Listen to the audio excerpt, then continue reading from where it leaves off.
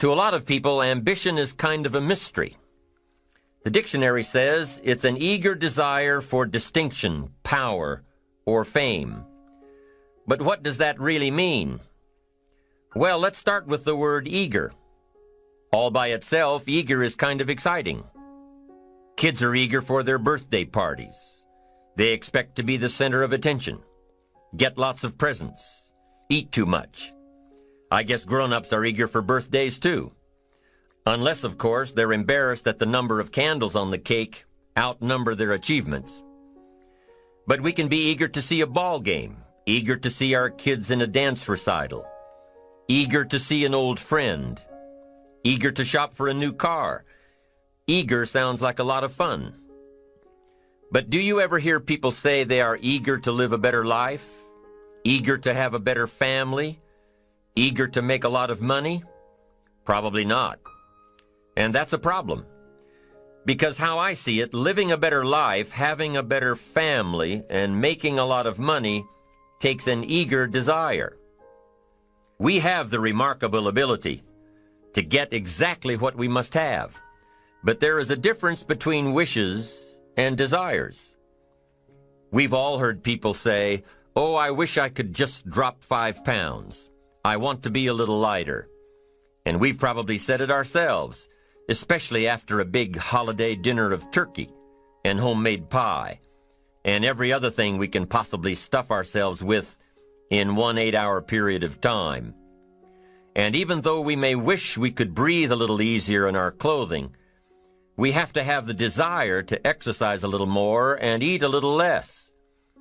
The "I wish I could lose weight" has to become, "I have the eager desire to lose weight."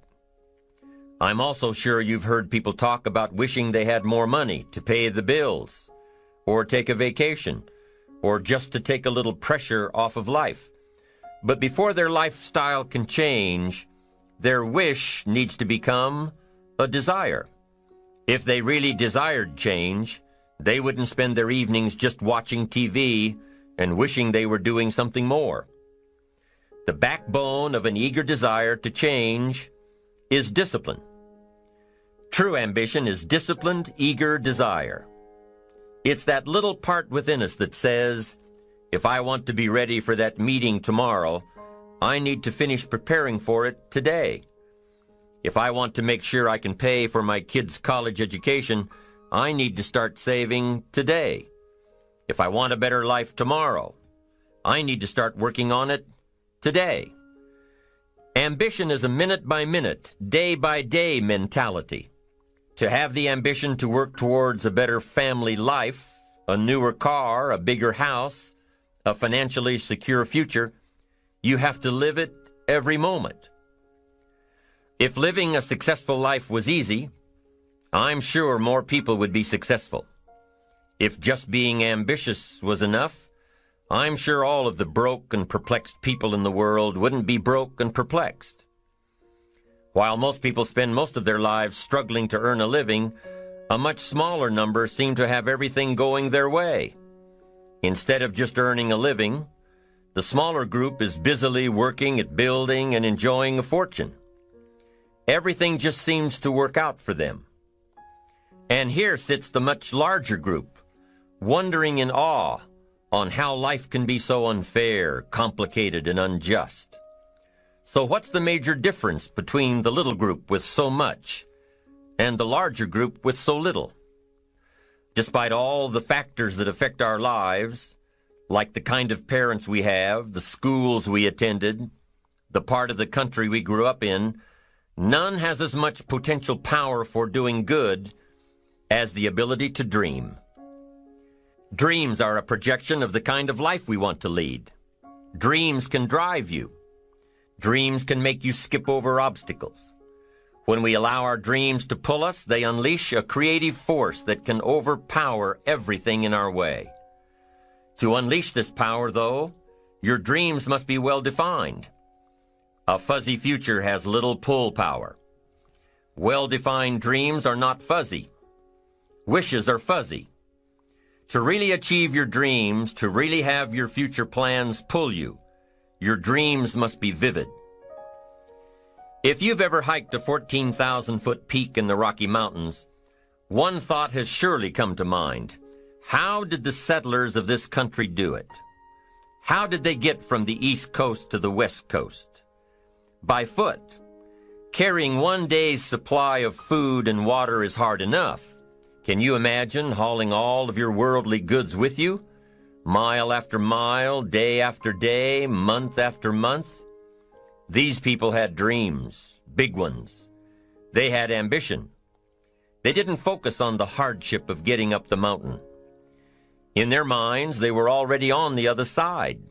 Their bodies just hadn't gotten them there yet. Despite all of their pains and struggles, births and deaths along the way, those who made it to the other side had a single vision: to reach the land of continuous sunshine and extraordinary wealth. To start over where anything was possible, where everything was possible.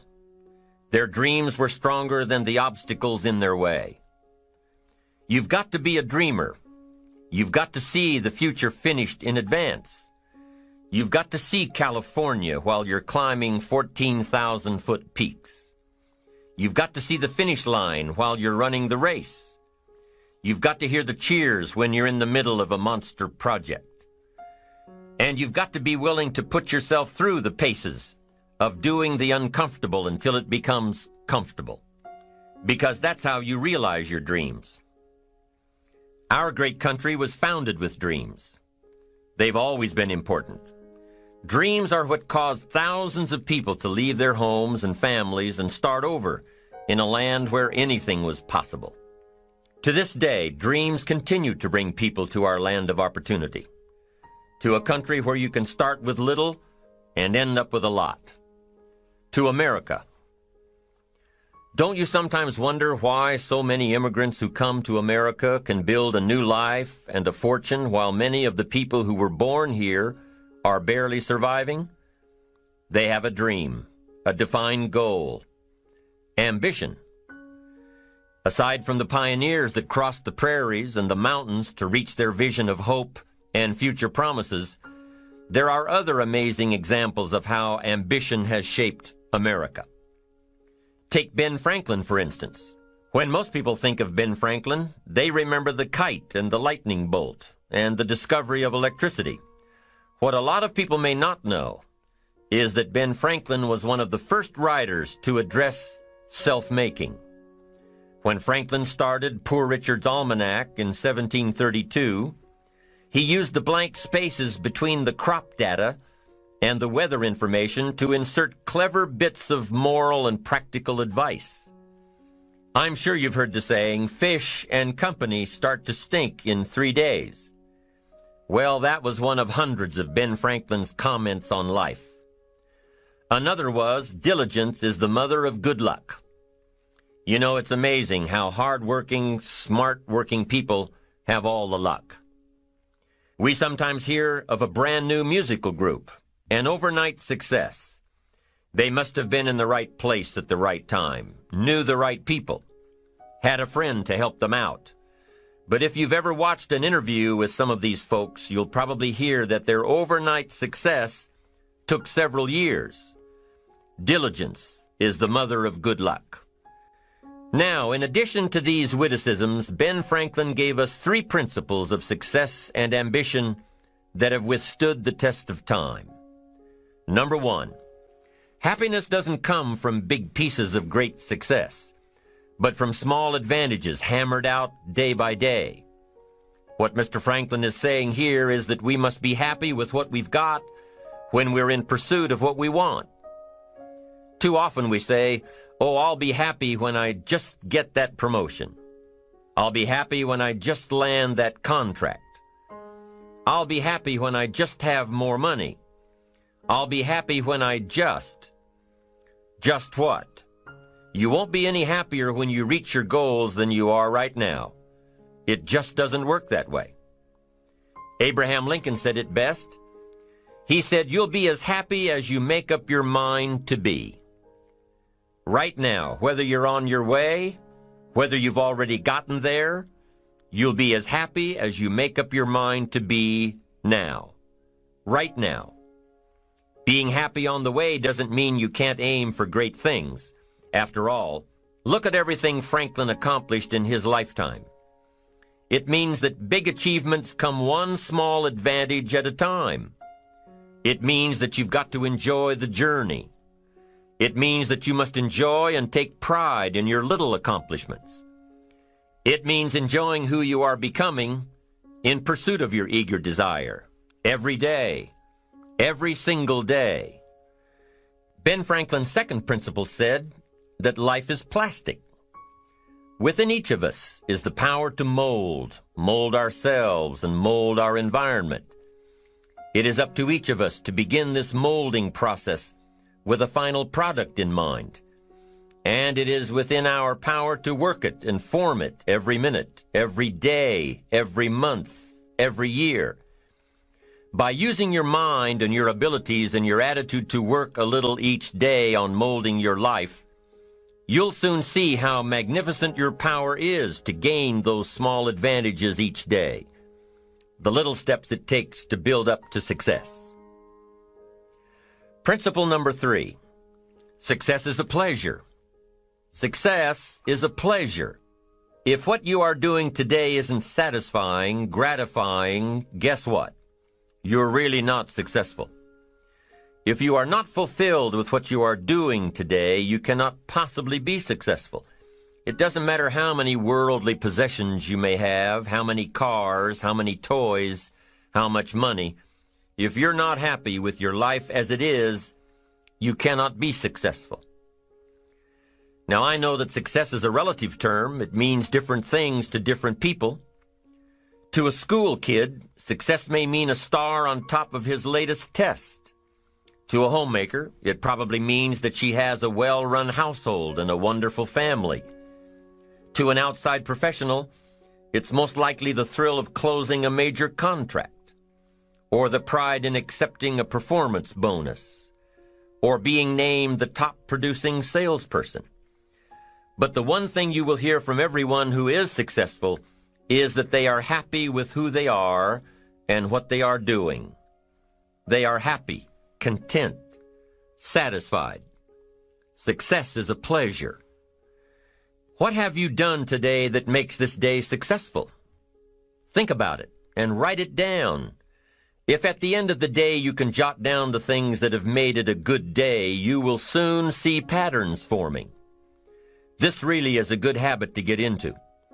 When you can see a pattern of pleasure, you'll know you're on the road to success.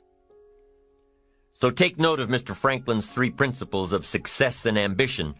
Number 1, big achievements come one small advantage at a time. One step at a time, one day at a time. Number 2, you have the power to mold your life, to make it whatever you want, to shape it and reshape it. And number 3, success is measured through pleasure. This is the key one. Success is measured through pleasure. You've got to be happy along the way. You've got to learn to give yourself a pat on the back. Good job, you need to tell yourself. I'm proud of me today. You've got to be happy. You've got to learn to enjoy the process. These are really common sense ideas. They're practical. And William James agreed. He's another American great, one of the most notable philosophers and psychologists in our history. And he founded a philosophy called pragmatism.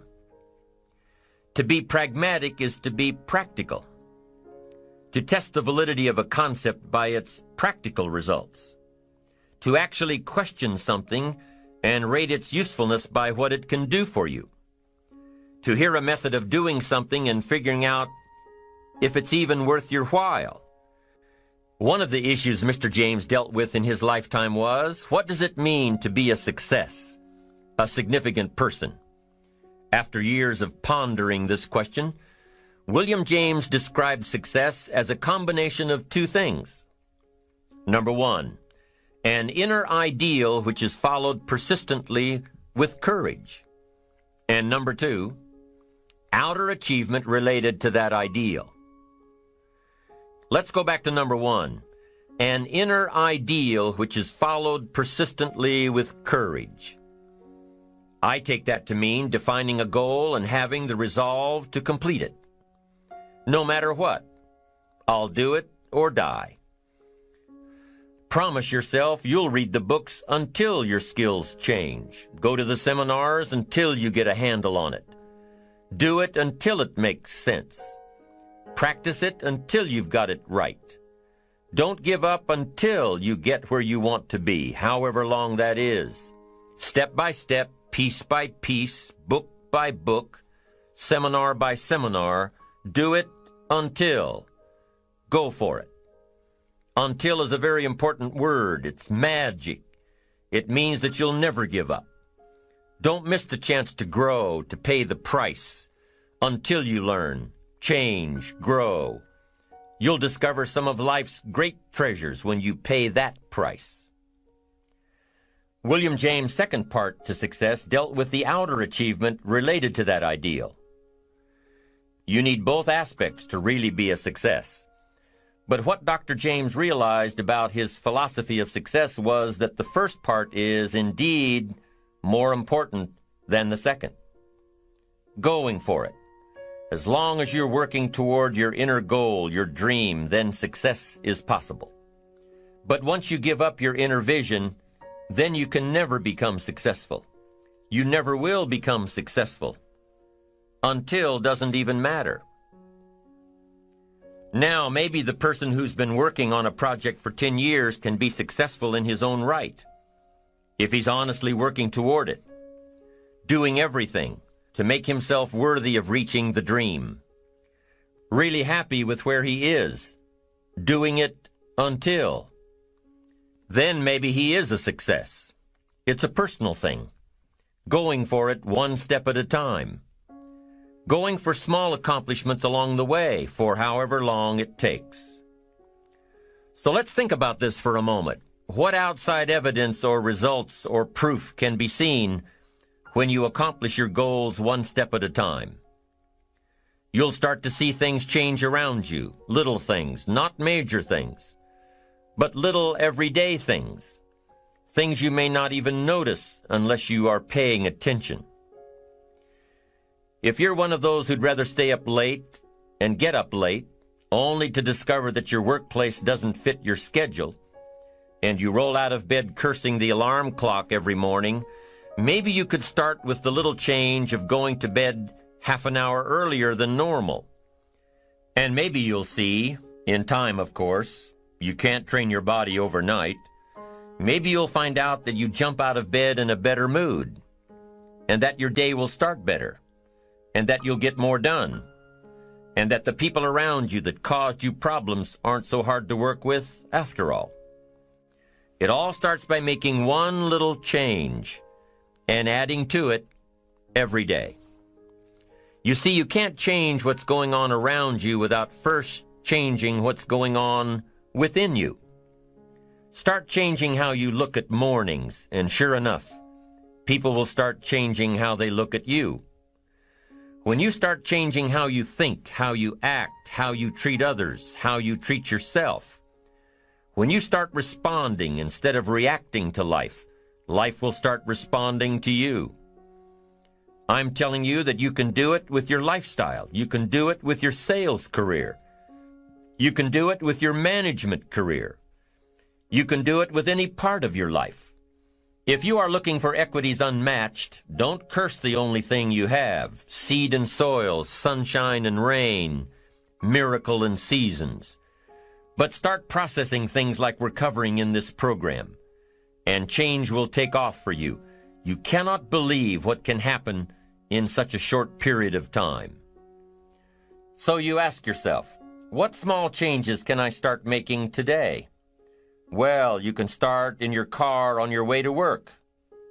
If you're sitting on the highway, stop-and-go traffic, moving at about 15 miles per hour tops, look at the guy or the lady sitting next to you and give them a smile, or thumbs up, or even wave. Now, some people might think you're a little strange, but hey, you'll feel better. And tomorrow, when you get into the office, how about a big cheery hello to the people at the front desk? And everyone you see on the way to your office. And when you get home tonight, how about giving your wife or husband and kids big hugs instead of collapsing on the sofa?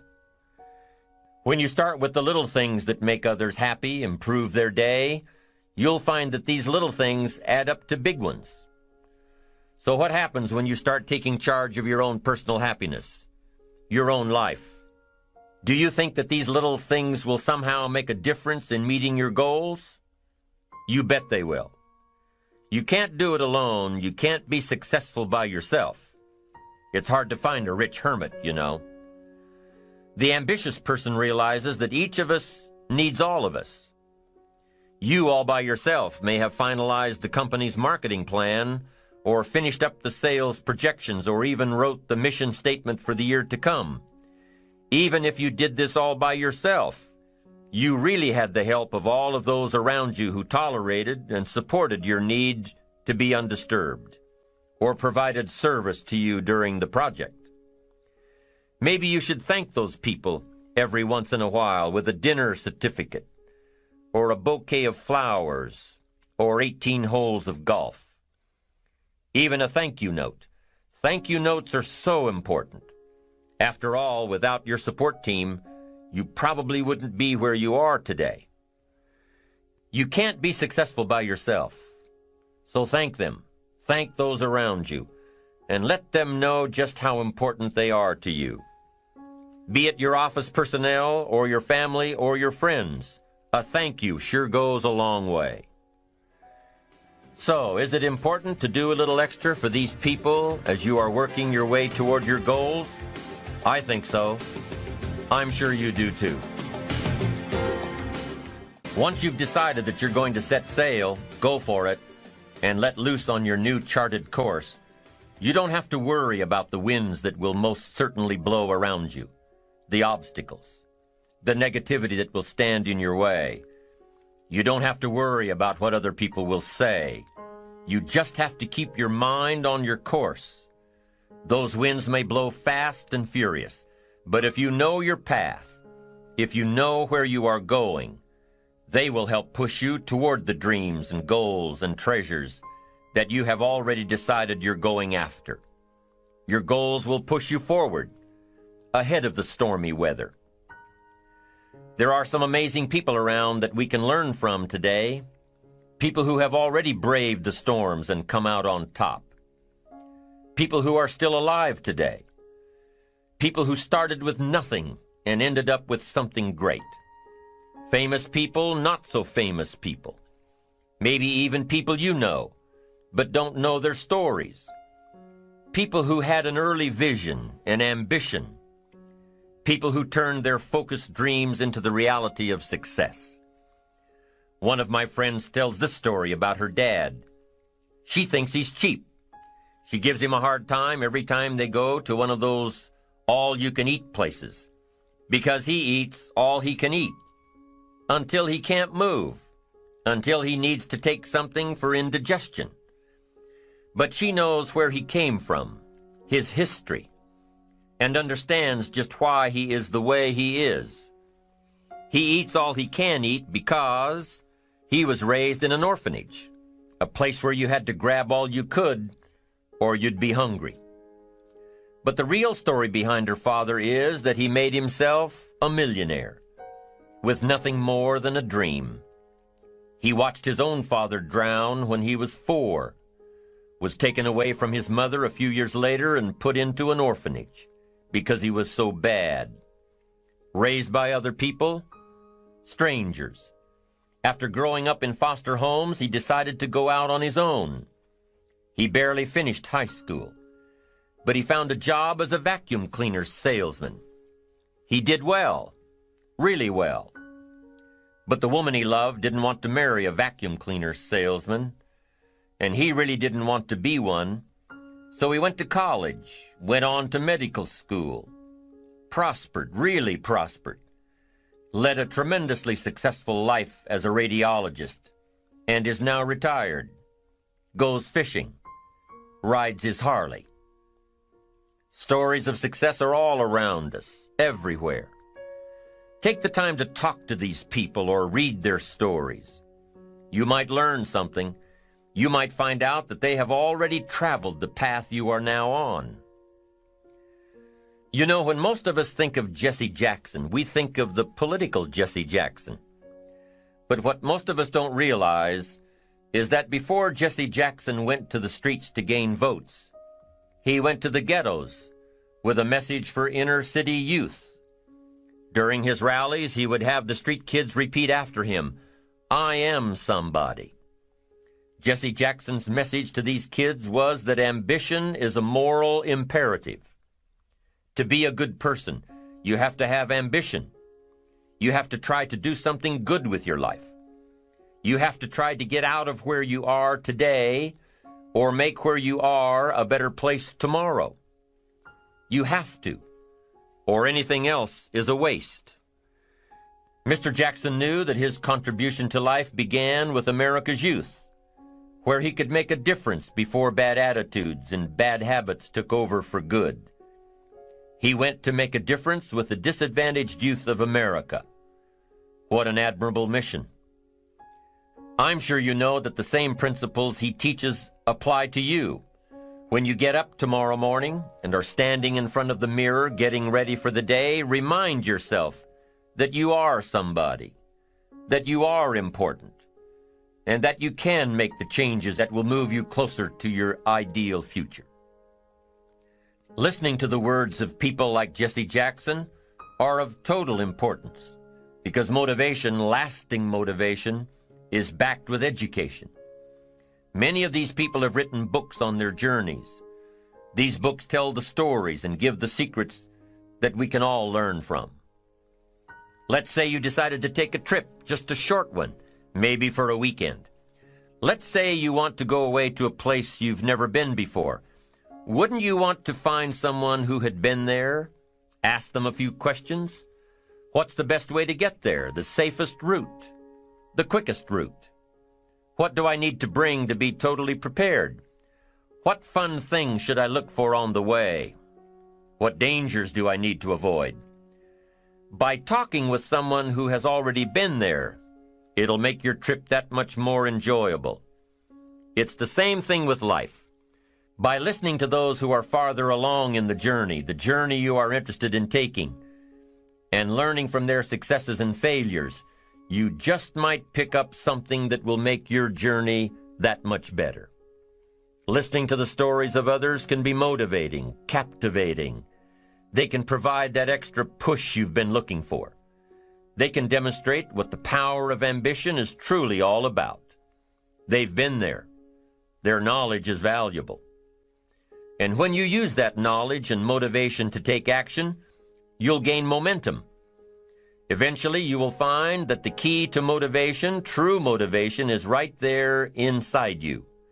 You won't have to look elsewhere to get pumped up, turned on, charged up. With the right knowledge behind you, you will learn how to motivate yourself.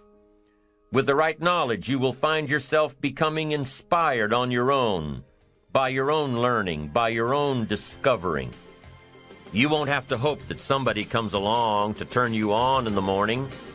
They might not show up. You'll find that your journey of pursuit is the best alarm clock in the world. Joseph Epstein wrote a book called Ambition. In his book, Epstein defines ambition as the fuel of achievement. He says that everybody has a need for achievement, to do well, to get somewhere in life, to be better, to achieve. Achievement means moving forward. And in order to move forward, you must be motivated, inspired, ambitious. You must have dreams and goals that create ambition, good ambition, positive ambition. Now, ambition does not mean being greedy. It does not mean being selfish. It does not mean getting ahead at the expense of others. Ambition is not greed. Ambition is not avarice, an all-consuming desire for wealth. Ambition is not hoping you can win at the expense of others. Do you suppose Judas was ambitious? He ended up with 30 pieces of silver, a fortune in those days. Was Judas successful because he had all that money? No, Judas sold out.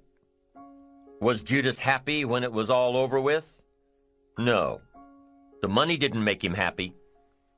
What he did to get the money certainly didn't make him happy. What Judas became in the pursuit of his fortune caused him to end his own life. What drove him was not ambition. Ambition is not greed. Ambition is an eager desire to achieve, an eager desire to get ahead in life, to do more for your family, to prosper in health, wealth, and relationships. Now, desire does not always translate into ambition. Desire is what you want for yourself. A bigger house, a better car, a fatter bank account, a better life. I desire to have these things. Ambition is how you get there. Desire is sometimes healthy. Desire is sometimes unhealthy. Desire might say, I want the tallest building in town. The destructive side of desire might urge you to tear all of the other buildings down. I guess that's one way to do it. You might get away with tearing down the first one and maybe the second one. But in your desire to tear them all down, sooner or later, some guy is going to be standing out in front of his building saying, I'm on to you. Get out of here. And pretty soon you're no longer known as a builder. You're known as a destroyer. Now, the second way to have the tallest building in town is to see it, dream it, and plan it, and put your team on it, work on it. Go through all of the steps to get there. Do it right. Have the ambition to be the owner of the tallest building in town, and go through all of the right steps to get there. If you really want it, and have the skills to do it, and the patience to weather all of the storms, your ambition will lead you there. Having the ambition to do what it takes to get you where you want to go is good. Ambition is creative and constructive. Ambition is an expression. It's something inside of you want to express in a positive way. I'm sure you have dreams of accomplishing great things. Are you ambitious enough to realize these dreams? Are your dreams strong enough to pull you toward your future? Are they vivid enough to see the end result now? Are they worthy of doing until you get there? What are your reasons for creating these dreams? Reasons vary from person to person. I bet if you did a little soul searching, you could come up with a fairly strong list. The list of reasons. Why is it so important to achieve these dreams? What are you trying to express? These reasons for accomplishing great things are different for everybody. There are personal reasons, sometimes uniquely personal reasons. Some people do well for the recognition. Some people do well because of the way it makes them feel. They love the feeling of being a winner, and that is one of the best reasons. Once in a while I hear someone say, if I had $1 million, I'd never work another day in my life. Hey, that's probably why the good Lord sees to it that he doesn't get his million, because he would just quit. Family is another reason, a motivator for doing well. Some people do extremely well because of other people, and that's a powerful reason. Sometimes we will do something for someone else that we would not do for ourselves. I know a lady who was getting back on track from financial disaster. Even though she didn't have much of anything left, her primary motivator was to keep her daughter in private school, an expensive one of the best in the country. Although her goal was to financially surpass where she was before her economic fall, her main reason to work all of those extra hours was to give her little girl the best possible education. As you can well imagine, wanting to do something for someone else led her to all sorts of other accomplishments as well. How fortunate are the people who find themselves greatly affected by someone else. It's powerful. What has you getting up early, hitting it hard all day, and staying up late? What has you inspired? What are your reasons for doing well? What's at the core of your quest? What is the power behind your ambition? Think about it. Jot it down. Do some soul searching.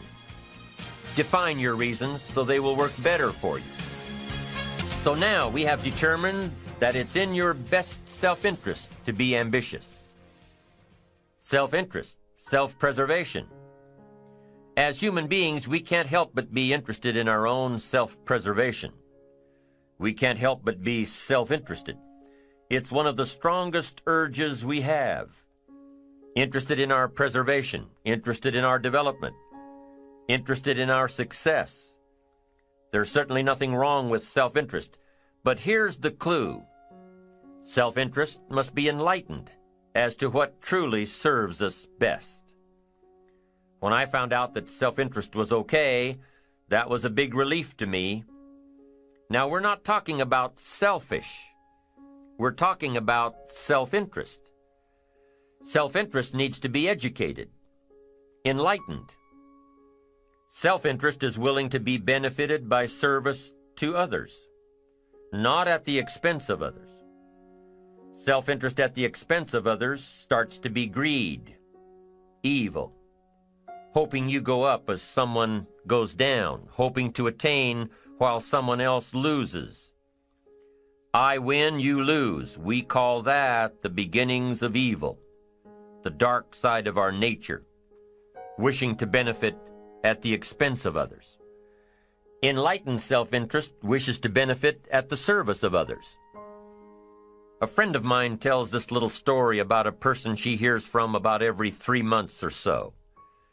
This guy calls to solicit money for food baskets for homeless families. She's happy to give her money to them. She was unfortunately homeless for a short period of time, and she knows the position these people are in. This group is legit. She checked them out.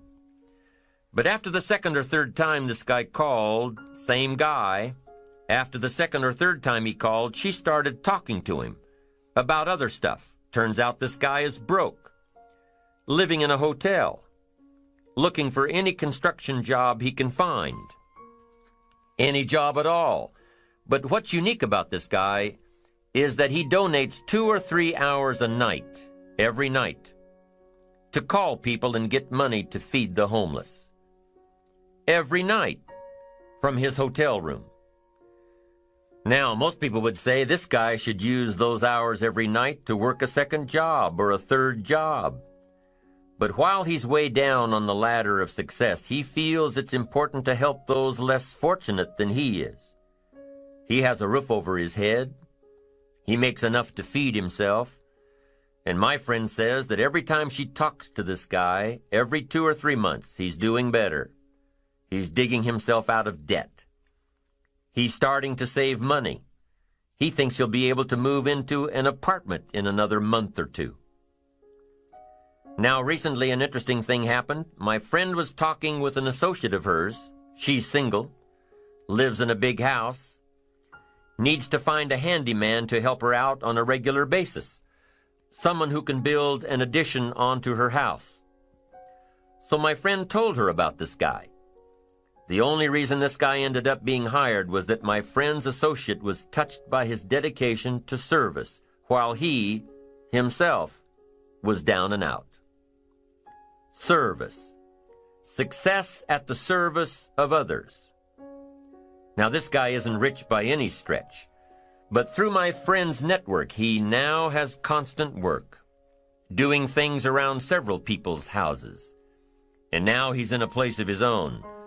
And guess what he does every night? He's still making phone calls to get money to feed the homeless. What great character this man has. Enlightened self-interest leads to wealth. Self-preservation leads to poverty. Somebody says, well, I can't be concerned about other people. I have to pay attention to myself. Well, then you'll always have to.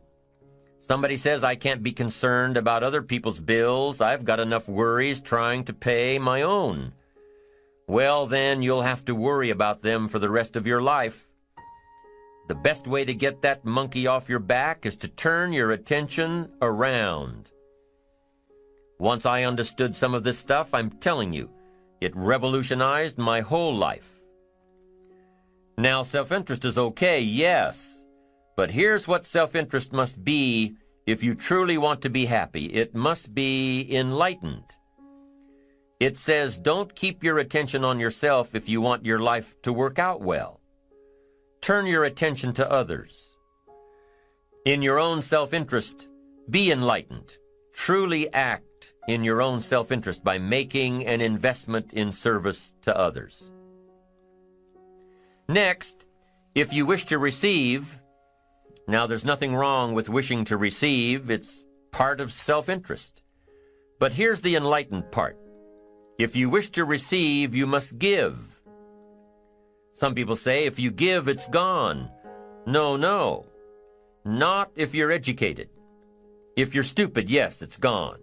But if you're enlightened, chances are, if you give, you've invested.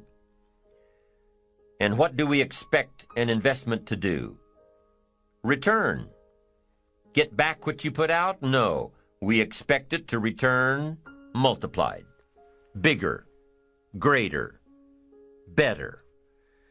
My father taught me way back, son, always do more than what you get paid for. Now, some individuals might argue with that.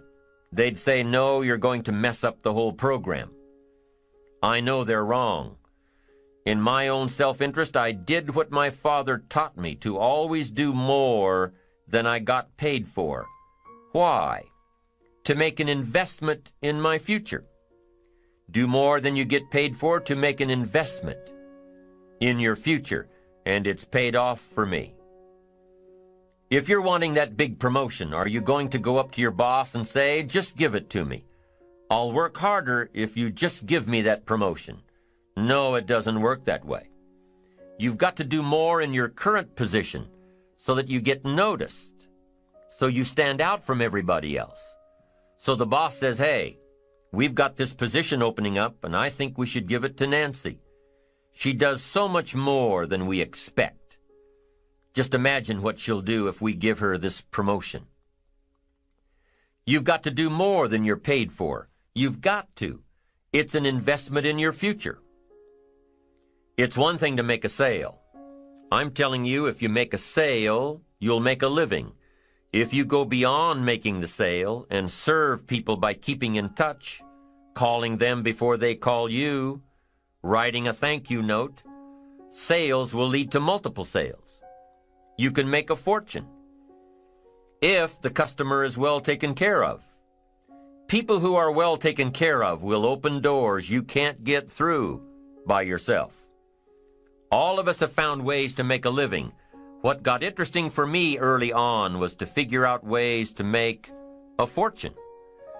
You'd say, well, Mr. Rohn, how would I deserve to make a fortune? It's easy. Render fortunes of service. People will do things you cannot believe for people who give them good service. Here's one of the greatest gifts you can give anybody, the gift of attention. In return, they will do extraordinary things for your career. Take you by the hand and lead you to more people than you could meet by yourself. Always do more than you get paid for. Next, in enlightened self-interest, life responds to deserve, not need. Life responds to deserve, not need. Life was not designed to give us what we need. Life was designed to give us what we deserve. What we deserve.